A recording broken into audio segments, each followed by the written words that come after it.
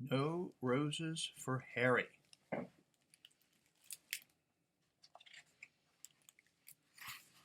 Oh, Harry found a package. Oh, look at what he's doing. Bad doggy.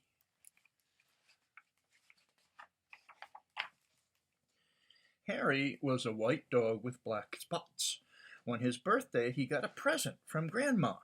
It was a woolen sweater with roses on it.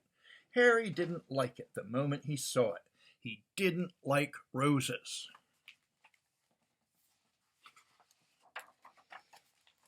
When he tried it on, he felt cozy and snug, but he still didn't like the roses.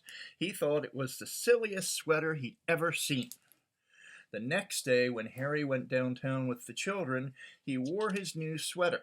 When people saw it, they laughed. When dogs saw it, they barked. Harry made up his mind then and there to lose Grandma's present. Harry is not happy. When they went into a big store to shop, the children took off his sweater and let him carry it. This was just what Harry wanted. First, he tried to lose it in the pet department. But a man found it and gave it back. Then he tried to lose it in the grocery department. But a lady found it and gave it back. He tried to lose it in the flower department. But a little boy found it and gave it back. The children didn't let Harry carry it anymore. They made him wear it. As they started home, Harry was beginning to think he'd never lose it. When he got home, his friends were waiting to play with him, but Harry didn't feel like playing, so they left him alone. As he sat wondering what to do, Harry noticed a loose stitch in his sweater. He pulled at the wool, just a little at first, then a bit more, and a little bit more. Harry didn't know it, but a bird was watching.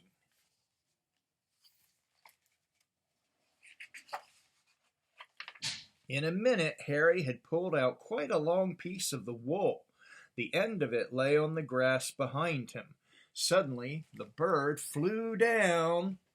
Quick as a flash, she took the end of the wool in her beak and flew away with it. It all happened before Harry could even blink. The sweater began to disappear right before Harry's eyes. First one leg, then the next, then the other leg, then the back, and finally the whole thing was just one long, long piece of wool flying off into the sky. The sweater was gone.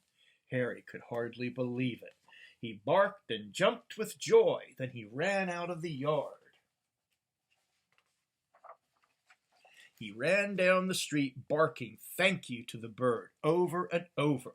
The bird and wool were just a tiny speck in the sky, but Harry kept following them.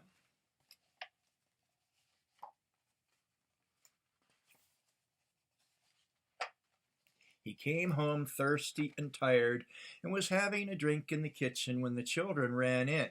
"We got a letter from Grandma," one of them said. "She's coming to visit us," shouted the other. Harry thought of the sweater and his tail drooped. Before Grandma came, the family looked everywhere for the sweater. They wanted her to see how nice Harry looked in it. Of course, they couldn't find it.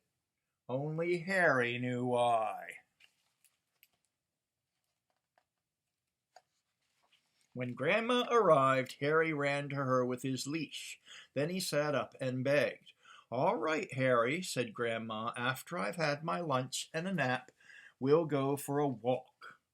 That afternoon, Harry and Grandma and the children started off on their walk. Harry barked happily and pulled towards the park. When they got to the park, Harry pulled harder.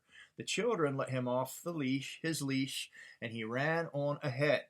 He seemed to be looking for something. All at once he stopped under a big tree. He looked up and began to bark and wag his tail. Grandma and the children came running. They got to the tree and looked up too. Suddenly, one of the children said, "I see a nest." "It's made of wool," said the other, "and it's the very same color as—" "Harry's sweater!" they shouted together. "It is Harry's sweater!" exclaimed Grandma. Just then a bird looked out of the nest. "Look, Grandma, look!" shouted the children. "Harry gave his sweater to a bird." "I wonder how he did that," said Grandma. The bird sang, and Harry wagged his tail even harder.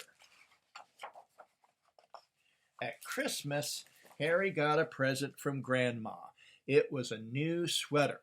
Harry liked this one very much. When he tried it on, he felt as cozy and snug as the bird in the nest. But best of all, it was white with black spots. The end.